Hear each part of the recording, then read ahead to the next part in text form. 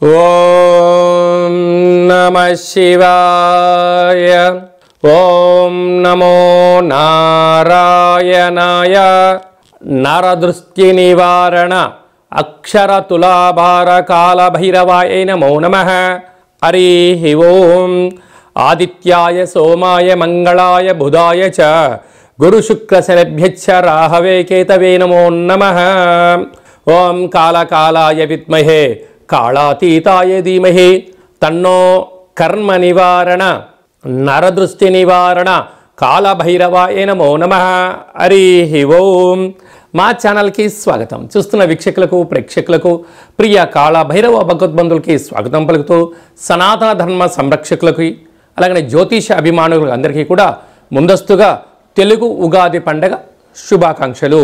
శ్రీ విశ్వావసునామ సంవత్సరంలో అందరికీ శుభాన్ని, జయాన్ని, లాభాన్ని, ఆయురారోగ్యాలు ప్రసాదించాలని మనసారా కాళభైరవ స్వామి వారిని వేడుకుందాం. ద్వాదశ రాశుల్లో గ్రహ గమనాలు వీక్షింపచేద్దాం. తెలుగు ఉగాది పండగ పంచాంగ శ్రవణ మహోత్సవ కార్యక్రమంలో శ్రీ విశ్వావసునామ సంవత్సరంలో ఆదాయ వ్యయాలు ఎలా ఉండబోతున్నాయో ఈ వీడియోలో సవివరంగా సంపూర్ణంగా తెలుసుకుందాం.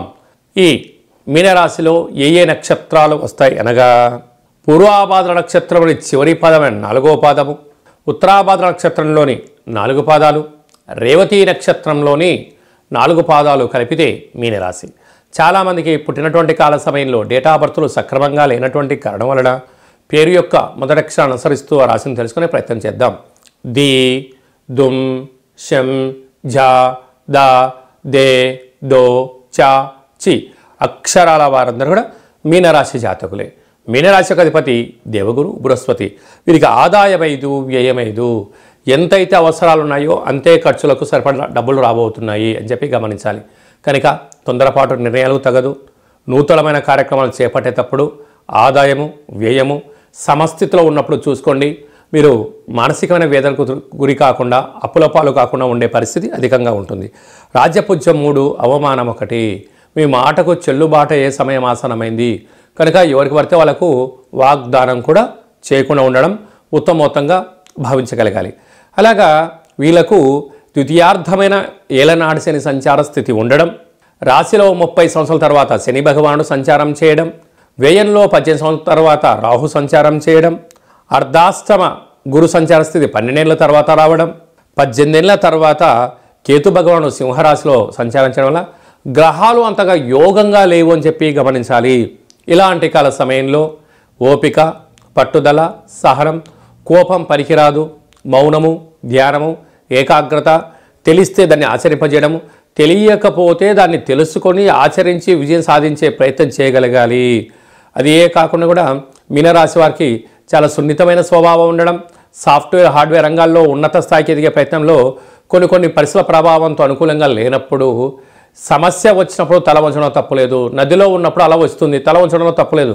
సమస్య వచ్చినప్పుడు మౌనంగా ఉండడం, దాన్ని స్వీకరించగలిగిన ఉన్నతమైన స్థితి మీలో ఉన్నప్పుడే యోగకాలమైన మంచి కాలం రాబోతుంటుంది. లేకపోతే ధనం, ఐశ్వర్యం, ఆనందం అన్నీ కరువైపోయి అప్పుల పాలయ్యే పరిస్థితి చాలా అధికంగా ఉంటుందని చెప్పి కూడా గమనించగలగాలి. అలాగనే మీనరాశి వారిలో ఉన్న వారందరికీ కూడా మీరు నవగ్రహ మంత్ర సాధన చేసేటువంటి సమయము, మూల మంత్రాన్ని రాసే సమయము, నవగ్రహ తులాభార పూజాకార్యంలో పాల్గొనే సమయం ఆసన్నమైందని చెప్పి మీరు గుర్తు పెట్టుకోగలగాలి. అంటే కేవలం దైవనామ స్మరణతో, మూలమంత్ర సాధనతో, లేఖనంతో నవగ్రహాలకు తులాభార పూజాకార్యంలో పాల్గొనడం వలన గ్రహదోషం తొలగి ఐశ్వర్యం మీ సొంతమవుతుంది. అలాగే నీటి వ్యాపారస్తులు, సాఫ్ట్వేర్ ఉద్యోగస్తులు, హార్డ్వేర్ ఉద్యోగస్తులు, సినిమా రంగాల్లో ఉండబడిన వారు, యూట్యూబ్, వాట్సాప్, ఫేస్బుక్ క్రియేటివిటీ రంగాలుగా ఉండబడిన వారందరికీ అలాగనే స్వయం వృత్తులు, సేవా రంగాలు, హోటల్ వ్యాపారస్తులు, ఎక్స్పోర్ట్స్ ఇంపోర్ట్స్ బిజినెస్ చేసేటువంటి వారు, గృహ కార్యక్రమాల్లో నీటికి సంబంధించినటువంటి ఉత్పత్తులు చేసేవారు, కూల్ డ్రింక్ బిజినెస్లు, వాటర్ బిజినెస్ చేసేటువంటి వారికి శుచి శుభ్రత చాలా అవసరం. లేకపోతే ప్రభుత్వానికి మీరు సంజాయిషి ఇవ్వడం, కోర్టు, పోలీస్ స్టేషన్ మెట్లు ఎక్కే సమయం ఆసనమైందని చెప్పి గుర్తుపెట్టుకోగలిగి కనుక ఇలాంటి కాల సమయంలో అక్షర తులాభార నవగ్రహ కార్యక్రమంలో పాల్గొనడం వల్ల సకల దోషాలు తొలగి ఐశ్వర్యం మీనరాశి వారు సొంతమవుతుందని చెప్పి గమనించాలి.